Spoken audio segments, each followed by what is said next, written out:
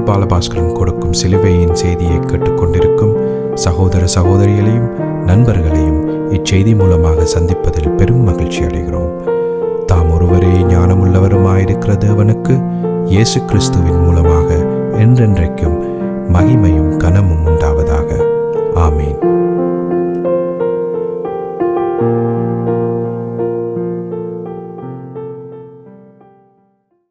நான் பால் பாலபாஸ்கரன். நான் ஒரு இவாஞ்சலிஸ்ட். சிலுவையின் செய்தி என்ற இந்த நிகழ்ச்சியில் என் சகோதரர்கள், என் சகோதரிகள், என் நண்பர்கள் எல்லோரையும் சந்திப்பதில் நான் பெரும் மகிழ்ச்சி அடைகிறேன். இந்த அருமையான நேரத்தை கர்த்தர்களுக்கு ஒதுக்கி தந்தார். அதற்காக இன்றைக்கும் சோஸ்திரம். தேவனுடைய வார்த்தைகளை உங்களோடு பகிர்ந்து கொள்வது எனக்கு மிகுந்த சந்தோஷமாக இருக்கிறது என்பதை நீங்கள் அறிந்து கொள்ள வேண்டும். அதே மாதிரியே நீங்களும் மிகுந்த சந்தோஷத்தோடையவர்களாக இருப்பீர்கள் என்று நான் நம்புகிறேன். குறிப்பாக நாங்கள் இந்த சிலுவையின் செய்தியில் தற்பொழுது ரோமர் 6ஆம் அதிகாரம் 1ஆம் வசனத்தை பற்றி நான் பிரசங்கித்து கொண்டிருக்கிறேன். இது மிக மிக மிக முக்கியமான ஒரு வசனம். ஏனென்றால் ரோமர் 6:1 ரோமர் 6:2 மனுஷகுலத்தின் பிரச்சனை என்ன என்பது தெளிவாக தரப்பட்டிருக்கிறது. அப்போ ரோமர் 6:1 ரோமர் 6:2 ஒரு மனுஷனுக்கு தெரியாவிட்டால், ஒரு கிறிஸ்தவனுக்கு தெரியாவிட்டால் அதற்கு தீர்வு என்ன என்றதை அவன் அறிய மாட்டான். ஆனபடியா மனுஷகுலத்தின் பிரச்சனை அந்த பாவம் என்று தெளிவாக சொல்லப்பட்டிருக்கிறது. அந்த பாவம் என சொல்லப்படும் பொழுது இதை பற்றி சொல்லப்படுகிறது. ஆதாமிலே இருந்து ஒவ்வொரு மனுஷனுக்கும் பிறப்பின் மூலமாக கொள்ள நோய் போல் பரவி கொண்டிருக்கிற அந்த பாவ சுபாவத்தை பற்றியே இங்கு சொல்லப்படுகிறது என்பதை நாம் அறிந்து கொள்ள வேணும். மனுஷனுக்கு பாவ செயல்களை அவன் செய்கிறான். ஆனால் அந்த பாவ செயல்களுக்கு தூண்டுகோலாக அதை செய்ய சொல்லி அவனை வற்புறுத்துகிற இன்னொரு பலமான சக்தி, அந்த சக்தி தான் அந்த பாவம், அந்த சக்தி தான் பாவ சுபாவம், அந்த சக்தி தான் ஜென்ம சுபாவம், அந்த சக்தி தான் ஆதாமினுடைய பாவம் என்பதை கிறிஸ்தவர்கள் அறிந்திருக்க வேணும்.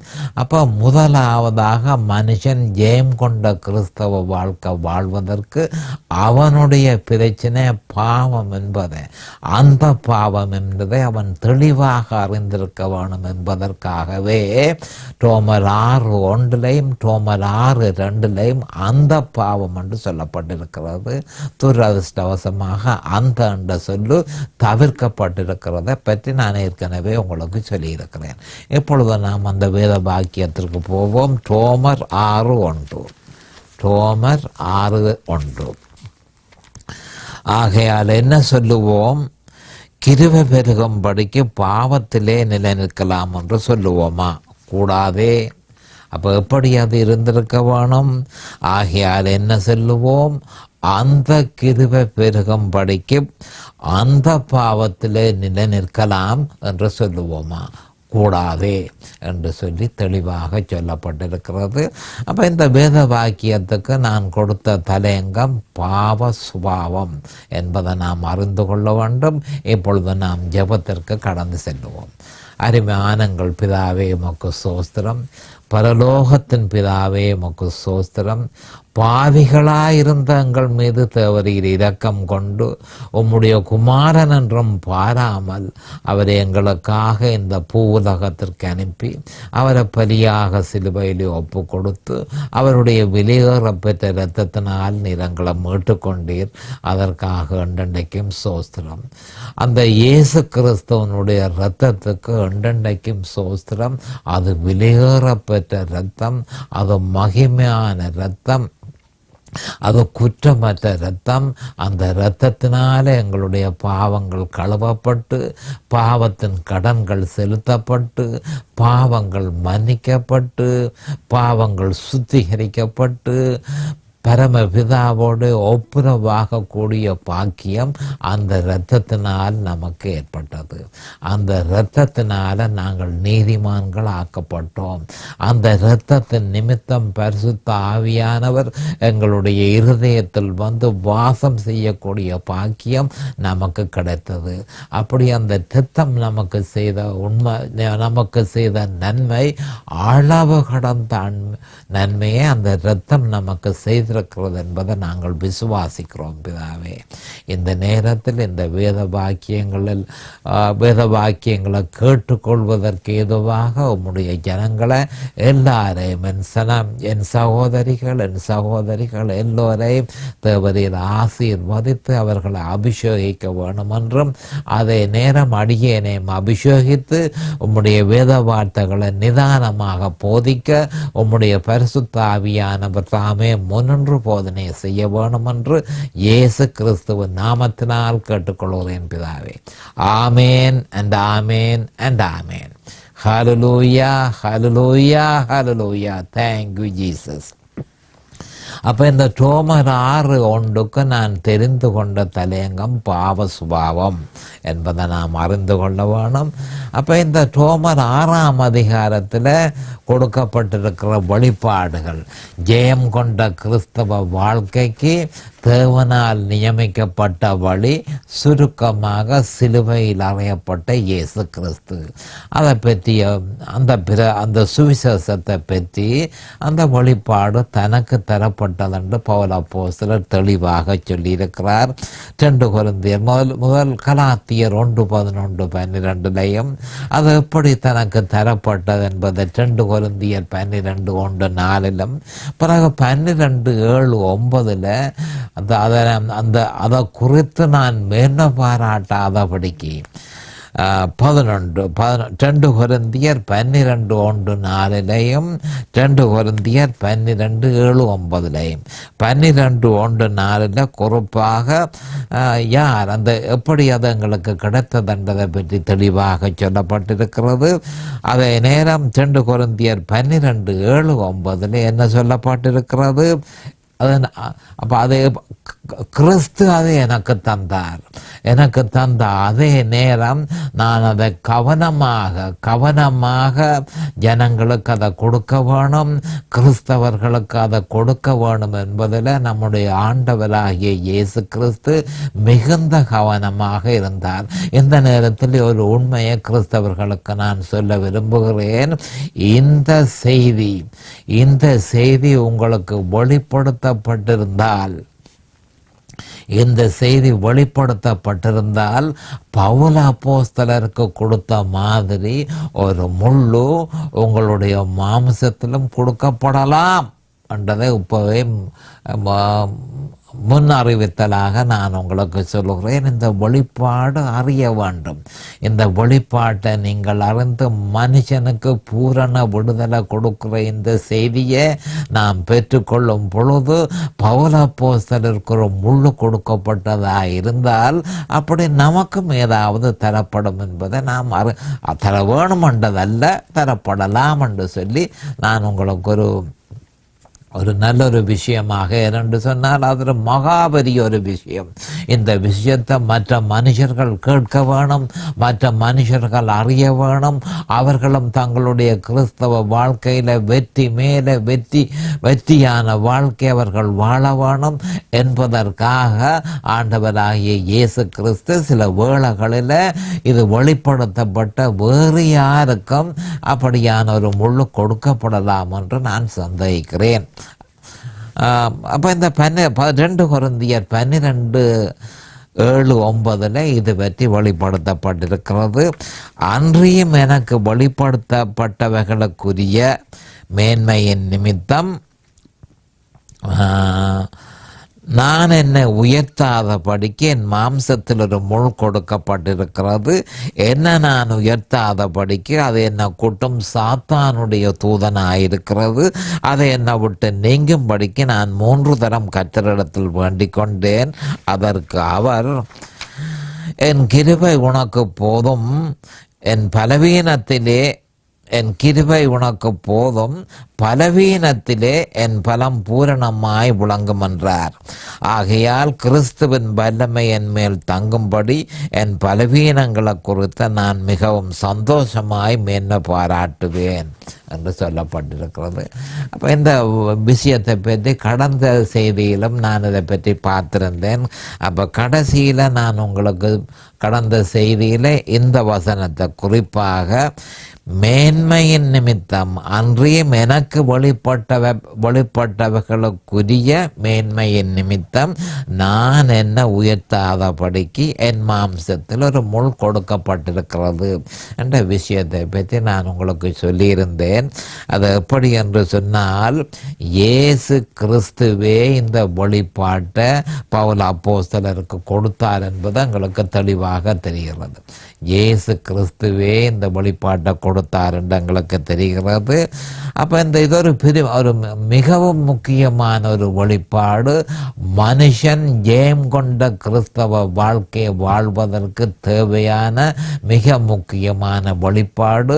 அதனைத்தான் பவுல் அப்போஸ்தலர் சிலுவையில் அறையப்பட்ட கிறிஸ்து என்று சொல்லியிருக்கிறார்.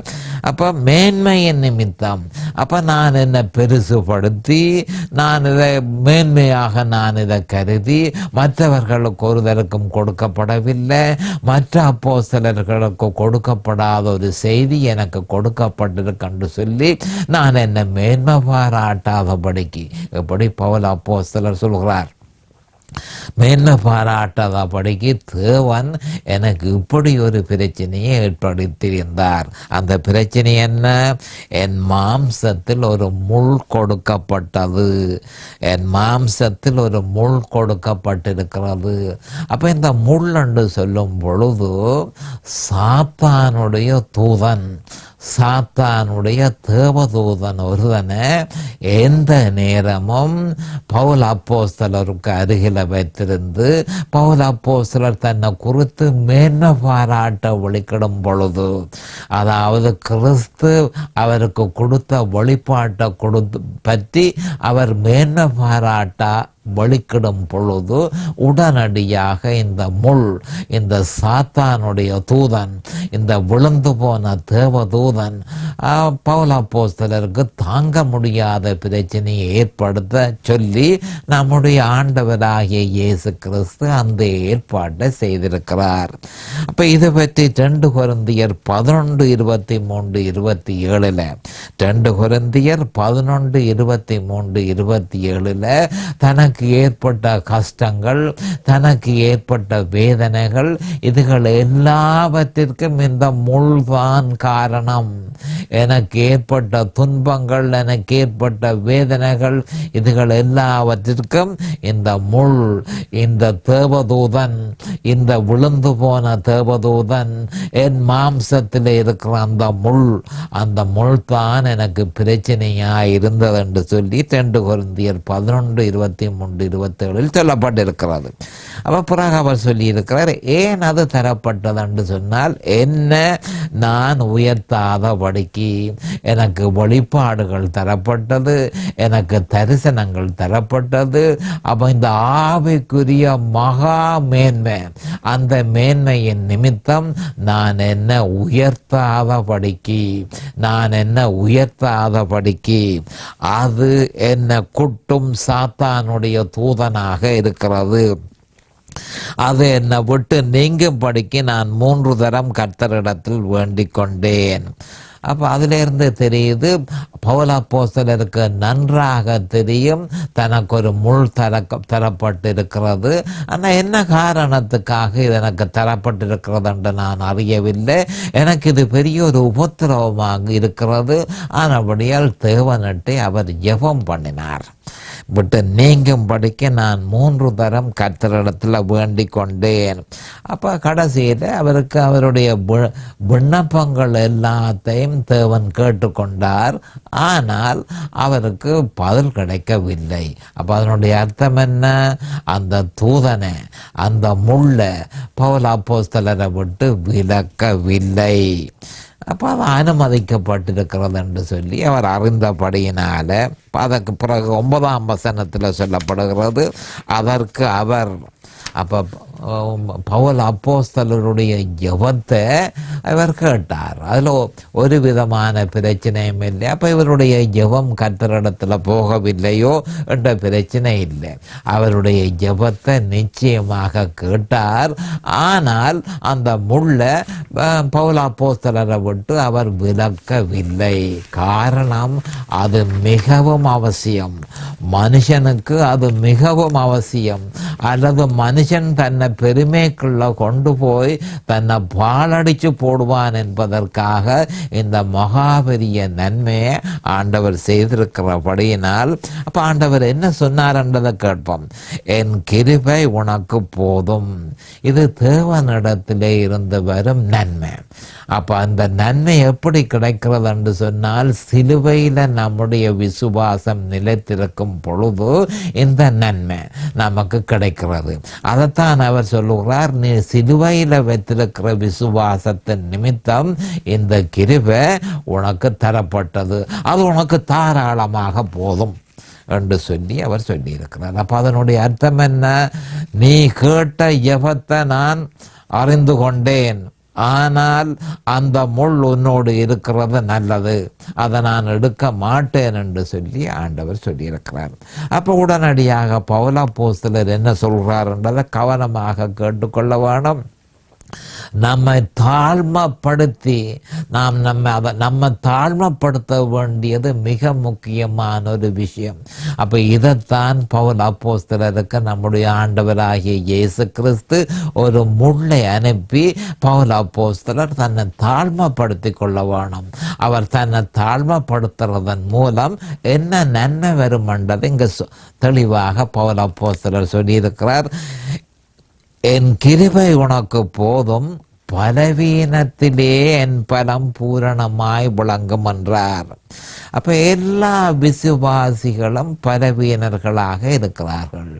அப்போ நம்முடைய ஆண்டவராகிய இயேசு கிறிஸ்து எல்லா உண்மையான மறுபிறப்பு பெற்ற கிறிஸ்தவர்கள் எல்லாரையும் பலவீனப்படுத்தி இருக்கிறார் என்பதை நாம் அறிந்து கொள்ள வேணும். இதற்கு காரணம் என்னத்துக்காக பலவீனப்படுத்தி இருக்கிறார்? பலவீனமாக இருந்தால்தான் ஆண்டவரில் முற்றும் முழுதுமாக தங்கி இருக்க முடியும். மனுஷன் பலமாக இருந்தான் என்று சொன்னால் அவன் அந்த பலத்தில் நம்பி இருப்பானே தவிர ஆண்டவரிலே அவன் நம்பி இருக்க மாட்டான். ஆனபடியால் மனுஷன் பலவீனப்பட்டிருக்கிறது நல்லது. ஏனென்று சொன்னால் தேவனுடைய பலம் அவனுக்கு கிடைக்குமே, அது அவனுக்கு தாராளமாக போதுமே. அவனுடைய பலத்தை விட அது எவ்வளவோ பலமாக இருக்கிறது. அப்போ அவருடைய பலத்தை பெற்றுக்கொள்ள முடியும். பலவீனத்திலே என் பலம் பூரணமாய் விளங்கும் என்றார். நீ பலவீனமாய் இருப்பாயாய் இருந்தால் என்னுடைய பலம் எப்படி என்பதை நீ அறிந்து கொள்ளுவாய். ஆனபடியால் உன்னுடைய பலத்தை விட என்னுடைய பலம் உனக்கு மிகவும் நல்லது. ஆனபடியால் நீ பலவீனனாக இருக்கிறது நல்லது என்று சொல்லி நம்முடைய ஆண்டவராகிய இயேசு கிறிஸ்து பவுல் அப்போஸ்தலருக்கு சொல்லியிருந்தார். ஆகையால் அப்ப பவுல் அப்போஸ்தலர் சொல்லுகிறார், கிறிஸ்துவின் வல்லமை என்மேல் தங்கும்படி. அப்ப எனக்கு தேவையானது கிறிஸ்துவனுடைய வல்லமை. பரிசுத்த ஆவியானவர் என்னில் வல்லமையாக செயல்பட வேணும். பரிசுத்த ஆவியானவர் என்னில் இடவிடாமல் அசைவாட வேணும். அப்ப கிறிஸ்துவின் வல்லமை. அப்ப என்ன சொல்லுறாருன்றதை கவனமாக கேட்டுக்கொள்ளுங்கள்.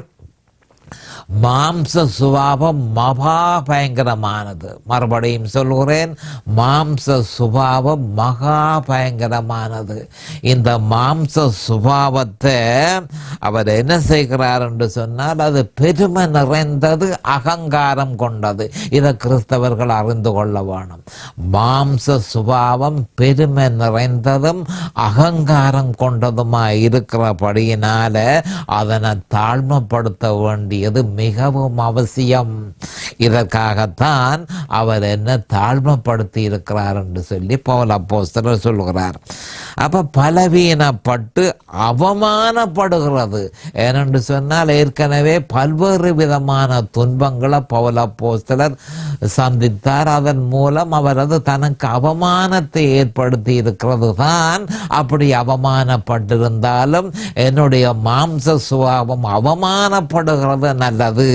ஏனென்று சொன்னால் கிறிஸ்துவின் வல்லமை என்னில் தங்குமே என்று சொல்லி கிறிஸ்துவின் வல்லமை என்மேல் தங்கும்படிக்கு என் பலவீனங்களை குறித்து நான் மிகவும் சந்தோஷமாய் மேன்மை பாராட்டுவேன். அப்ப காரணம் என்ன? அதனுடைய முடிவு எனக்கு நன்மையாக வரப்போகிறபடியினால், எனக்கு சாதகமாக வரப்போகிறபடியினால். அப்ப இந்த விதமான துன்பங்கள் அதுகள் எல்லாவற்றையும் குறித்து நான் மேன்மை பாராட்டுவேன். பல்வேறு விதமான துன்பங்கள் எனக்கு ஏற்பட்டதை குறித்தும் நான் பலவீனமாக இருக்கிறத குறித்தும் நான் இடவிடாமல் மேன்மை பாராட்டுவேன். ஏன் அப்படி நான் மேன்மை பாராட்டுவது? பலவீனங்களை குறித்து மேன்மை பாராட்டும் பொழுது என்மேல் கிறிஸ்துவனுடைய பலம், என்மேல் கிறிஸ்துவனுடைய பலம் வல்லமையாக செயல்படும். ஆனபடியால் அது எனக்கு நல்லது என்று சொல்லி என் பலவீனங்களை குறித்து நான் மிகவும் அதுவும் சாதாரணமான சந்தோஷம் அல்ல, மிகவும் சந்தோஷமாய் மேன்மை பாராட்டுவேன் என்று சொல்லி பவுல் அப்போஸ்தலர் கூறியிருக்கிறார். அப்போ நாம் அறிய வேண்டிய ஒரு விஷயம் இந்த வெளிப்பாடு சாதாரண ஒரு விஷயம் அல்ல. பவுல் அப்போஸ்தலரை பரலோகத்துக்கு கொண்டு போய், பரதீசுக்கு கொண்டு போய், மூன்றாம் வானத்துக்கு கொண்டு போய் இந்த வெளிப்பாடு கொடுக்கப்பட்டதுமல்ல, இந்த வெளிப்பாட்டை அவர் சரியான முறையில் மேன்மை பாராட்டாதபடிக்கு எல்லா ஜனத்துக்கும் கொடுக்க வேணும் என்ற காரணத்தின் நிமித்தம் அவருக்குள்ளே ஒரு முள் அனுப்பப்பட்டு அவர் தன்னை மேன்மை பாராட்டாத படிக்கு ஒரு பாதுகாப்பையும் கர்த்தராகிய இயேசு கிறிஸ்து செய்திருந்தார். எதற்காக செய்திருந்தார்? அந்த வெளிப்பாடுகளை நாங்களும் பெற்றுக்கொள்ள வேண்டும் என்பதற்காகவே அப்படி செய்தார் என்பதை நாம் அறிந்து கொள்ள வேண்டும். அப்போ அந்த வெளிப்பாட்டை நாம் அறியாதிருந்தால், கவனமாக கேட்டுக்கொள்ளுங்கள், இந்த வெளிப்பாட்டை நாம் அறியாதிருந்தால் தேவனுக்கு ஏற்ற முறையில் வாழ நம்மால் முடியாது என்பதை நாம் தெளிவாக அறிந்து கொள்ள வேண்டும். அப்போ ஒரு மனுஷன் ரோமர் 6ஆம் அதிகாரத்தில் கொடுக்கப்பட்ட வெளிப்பாட்டை அறியாமலே, அப்போ அதை ரோமர் 6ஆம் அதிகாரத்தில் ஜெயம் கொண்ட கிறிஸ்தவ வாழ்க்கையை வாழ்கிறதற்கு தேவனால் நியமிக்கப்பட்ட வழிகள் எல்லாம் கொடுக்கப்பட்டிருக்கிறது. ஆனால் அப்போ அறிய வேண்டிய ஒரு விஷயம் என்னென்று சொன்னால், ஒரு மனுஷன் இந்த வெளிப்பாட்டை பொறாமலே அவன் ரட்சிக்கப்பட்டிருக்கலாம் என்று சொல்லி நீங்கள் அறிந்திருக்க வேணும். அப்படியா இருந்தால் இந்த வெளிப்பாட்டை பொறாட்டி ஒரு மனுஷன் ரட்சிக்கப்பட முடியாதோ என்று சொல்லி அநேகமான கிறிஸ்தவர்கள் தங்களுடைய சந்தேகங்களை எழுப்புவார்கள். ஆனால் அவர்கள் அறிய வேண்டிய உண்மை என்னவென்றால், அவர்கள் ரட்சிக்கப்பட்டிருக்கிறார்கள். ஆனால் ஜெயம் கொண்ட கிறிஸ்தவ வாழ்க்கை அவர்கள் இந்த வெளிப்பாடு கிடைக்கின்றனையும் ஒரு பொழுதும் வாழ முடியாது என்பதை நாம் தெளிவாக அறிந்து கொள்ள வேண்டும்.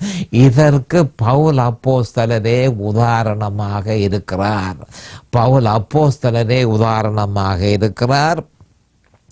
அப்போ இந்த நிலைமை கவனமாக நீங்கள் கேட்டுக்கொள்ள வேண்டியது அநேகமான கிறிஸ்தவர்கள் தற்போது சபைகளில் அவர்கள் ரட்சிக்கப்பட்டிருக்கலாம், அதை பற்றி நாங்கள் கேள்வி கேட்கவில்லை. அவர்கள் ரட்சிக்கப்பட்டிருக்கலாம். கர்த்தருடைய நாமத்தை தொழுது கொள்ளுகிற எவனும் ரட்சிக்கப்படுவான் என்று சொல்லி வேதத்தில் சொல்லப்பட்டிருக்கிறது. ரட்சிக்கப்பட்டிருக்கலாம், மறுபிறப்பு பெற்றிருக்கலாம். ஆனால் ஜெயம் கொண்ட கிறிஸ்தவ வாழ்க்கை வாழ்வதா இருந்தால் ரோமர் 6ஆம் அதிகாரம் அவர்களுக்கு தெரிய வேணும். ரோமர் 6ஆம் அதிகாரத்திலேயே அந்த வெளிப்பாடு கொடுக்கப்பட்டிருக்கிறது. அந்த வெளிப்பாடு தெரியாத ஒருவனும் வாழ முடியாது. ஜெயம் கொண்ட கிறிஸ்தவ வாழ்க்கை வாழ முடியாது என்பதை நாம் அறிந்து கொள்ள வேணும். இதற்கு பவுல் அப்போஸ்தலர் அருமையான உதாரணமாக இருக்கிறார். இதனை நான் முன்பும் சொல்லியிருந்தேன், அதை மறுபடியும் சொல்ல நான் விரும்புகிறேன். இந்த பவுல் அப்போஸ்தலர் தரிசனம் தேவனை இயேசு கிறிஸ்துவே, வேற யாருமல்ல, நம்முடைய கர்த்தராகிய இயேசு கிறிஸ்துவை தரிசனத்திலே அவர் கண்டார். அவர் மகிமையாக தமஸ்கு வீதியில் நடந்து போகும் பொழுது மகிமையாக அவர் ரட்சிக்கப்பட்டார் என்று சொல்லி நாங்கள் அறிகிறோம். அப்போஸ்தலர்ல இதை பற்றி தெளிவாக சொல்லப்பட்டிருக்கிறது. அப்ப தமஸ்கு வீதியில் போகும் பொழுது அவர் ரட்சிக்கப்பட்டார் என்றதையும், பின்பு அவர் பரிசுத்த ஆவியினாலே ஞானஸ்தானம் செய்யப்பட்டு அதற்கு அடையாளமாக அந்நிய பாஷையை பேசினார் என்பதையும், அவர் அப்போஸ்தலராக அழைக்கப்பட்டார் என்பதையும், அதே நேரம் பிரசங்கத்தை அவர் செய்தார் என்பதையும், அப்ப தேவனுடைய ஊழியக்காரராக அவர் தெரிவு செய்யப்பட்டார் என்பதையும், மற்றது ஆவிக்குரிய வரங்கள் எல்லாவற்றையும் அவர் பெற்றார் என்பதையும் நாங்கள் அறிந்திருக்கிறோம். அப்படி அவ்வளவு நன்மைகளையும் அவர் பெற்றிருந்தும், தேவனிடத்தில் இருந்து அவ்வளவு கிருபைகளையும் பெற்றிருந்தும், ரோமர் 7:24 அவருடைய வாயினால் சொல்லப்பட்ட அறிக்கை தான் மகா கஷ்டமான நிலைமையில இருக்கிறேன் என்பதை ரோமர் 7:24 ரோமர் 7:24 நிர்பந்தமான மனுஷன் நான், இந்த மரண சரீரத்தில் நின்று யார் என்ன விடுதலை ஆக்குவார்? கவனமாக அதை கேட்டுக்கொள். இவ்வளவு வசதியும் இவ்வளவு கிருபையும் தேவனிடத்திலே இருந்து அவர் பெற்றுக்கொண்டார். அப்போ தேவனிடத்திலே இருந்து பெற்றுக்கொண்டவர் என்ன காரணத்திற்காக ரோமர் 7:24 நிர்பந்தமான மனுஷன் நான், இந்த மரண சரீரத்தில் நின்று யார் என்ன விடுதலையாக்குவார் என்று அவர் தன்னுடைய வாயாலே அவர் சொல்லியிருக்கிறார். அது ஒன்றே நிரூபணமாகிறது. ஜெயம் கொண்ட கிறிஸ்தவ வாழ்க்கைக்கு தேவையான வழிமுறையை அறிவதற்கு முதல் தான் அந்த பிரச்சனை அவருக்கு ஏற்பட்டது என்பதை நாம் அறிந்து கொள்ள வேணும். அப்ப அவரால் வாழ முடியாதா இருந்தால் எந்த கிறிஸ்தவனாலும் வாழ முடியாது. வேதத்தில், அதுவும் புதிய ஏற்பாட்டில் ஏறத்தாழ அரவாசிக்கு கிட்ட நிரூபங்களை எழுதியிருக்கிறார் என்பதை நாம் அறிந்திருக்கிறோம். அப்படிப்பட்ட மனுஷனே ஜெயம் கொண்ட கிறிஸ்தவ வாழ்க்கை வாழ முடியாமல் நிர்பந்தமான மனுஷன் நான், இந்த மரண சரீரத்தில் நின்று யார் என்ன விடுதலையாக்குவார் என்று சொல்வதாய் இருந்தால், எல்லா கிறிஸ்தவர்களும் இந்த மாதிரியான சிக்கல்களுக்குள்ள மாட்டுப்பட வேண்டி வரும்.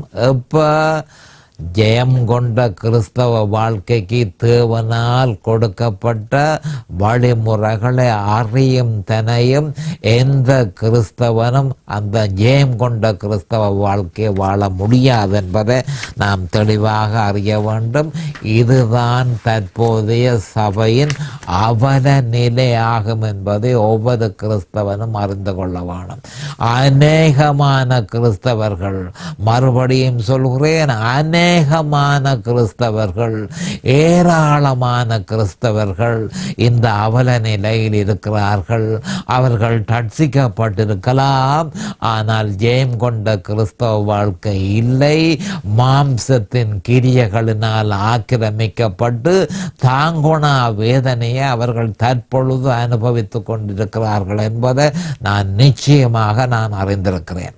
இப்பொழுது நேரம் சமீபமாகிவிட்டது. இதை பற்றி நான் தொடர்ந்து பிரசங்கிக்க வேண்டியதாக இருக்கிறது. அது வரைக்கும் கர்த்தராகிய இயேசு கிறிஸ்துவின் நாமத்தினால் நான் உங்களை ஆசீர்வதிக்கிறேன். அவருடைய கிருபையும் இரக்கமும் உங்களுக்கு தாராளமாக கிடைப்பதாக இயேசுவின் நாமத்தில் பரிசுத்த பிதாவே, ஆமென். இந்த சிலுவையின் செய்தியை கேட்பவர்கள் அதன் ஆவிக்குரிய பலனை பூரணமாக அடைய வேண்டும் என்பதே நம்முடைய பிரார்த்தனையாகும்.